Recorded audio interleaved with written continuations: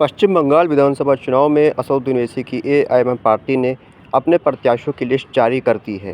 असदुद्दीन ओवैसी की पार्टी यहां पर हुमायूं कबीर की पार्टी के साथ मिलकर चुनाव लड़ रही है। हुमायूं कबीर की पार्टी ने 188 सीटों पर प्रत्याशी घोषित किए हैं, तो वहीं बैरिस्टर असदुद्दीन ओवैसी साहब ने आज 12 प्रत्याशियों की लिस्ट जारी करी है। ये 12 प्रत्याशी एआईएमएम पार्टी के सिंबल पर चुनाव लड़ने वाले हैं।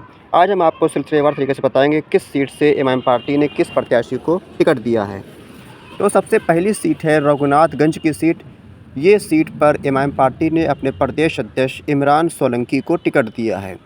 ये सीट मुर्शिदाबाद ज़िले के अंदर आती है।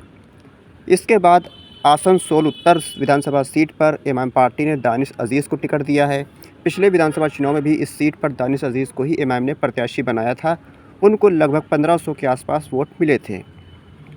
वहीं तीसरी सीट है कांडी। इस सीट पर मिसबाहुल इस्लाम खान को एमआईएम पार्टी ने प्रत्याशी बनाया है।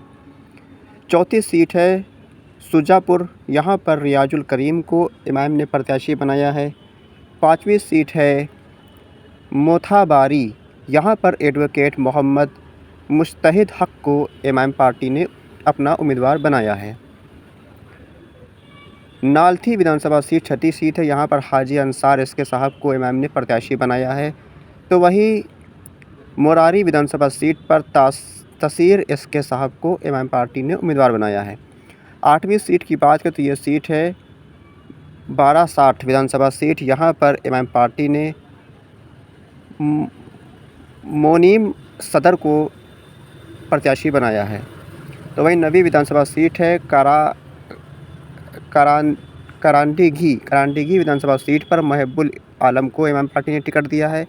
10वीं सीट है सूती विधानसभा सीट पर असदुल एसके को एमआईएम पार्टी ने प्रत्याशी बनाया है।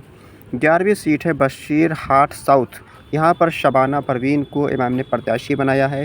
तो वहीं 12वीं विधानसभा सीट है होबरा। तो यहाँ पर आसिक राज मंडल को एमआईएम पार्टी ने प्रत्याशी बनाया है। तो कुल 12 विधानसभा सीटों पर एमआईएम पार्टी चुनाव लड़ने वाली है पश्चिम बंगाल के अंदर, और यहाँ पर एमआईएम ने अपने प्रत्याशियों की लिस्ट भी जारी कर दी है। इसके अलावा एमआईएम पार्टी का गठबंधन है हुमायूं कबीर की पार्टी के साथ। हुमायूं कबीर की पार्टी 188 विधानसभा सीटों पर चुनाव लड़ रही है और एमआईएम पार्टी 12 सीटों पर चुनाव लड़ रही है। तो इस गठबंधन को अगर देखा जाए तो पूरा गठबंधन 200 विधानसभा सीटों पर प्रत्याशी उतारा है और पश्चिम बंगाल के अंदर कुल 294 विधानसभा सीटें आती हैं। तो ऐसे में 200 सीटों पर एमआईएम पार्टी का गठबंधन चुनाव लड़ रहा है। अगर एमआईएम पार्टी को यहाँ पर 50 सीटें मिल गई तो एमआईएम पार्टी सरकार बनाने में अहम भूमिका निभा सकती है और एआईएमएम पार्टी के बिना कोई भी सरकार नहीं बन सकती है। वहीं टीएमसी और भाजपा के बीच भी कांटे का मुकाबला बताया जा रहा है और टीएमसी और भाजपा के मुकाबले के बीच एमआईएम पार्टी और हुमायूं कबीर की पार्टी तीसरा विकल्प बनकर उभर कर आए हैं। अब देखना होगा कि एमआईएम पार्टी को और हुमायूं कबीर की पार्टी को पश्चिम बंगाल में कितनी बड़ी कामयाबी हासिल होती है। क्या ममता बनर्जी की पार्टी को नुकसान होगा या फिर ममता बनर्जी की पार्टी चौथी बार पश्चिम बंगाल के अंदर चुनाव जीतने में कामयाब रहेगी। अपनी राय कमेंट बॉक्स पर लिखकर हमको ज़रूर बताएं। खुदा हाफिज़।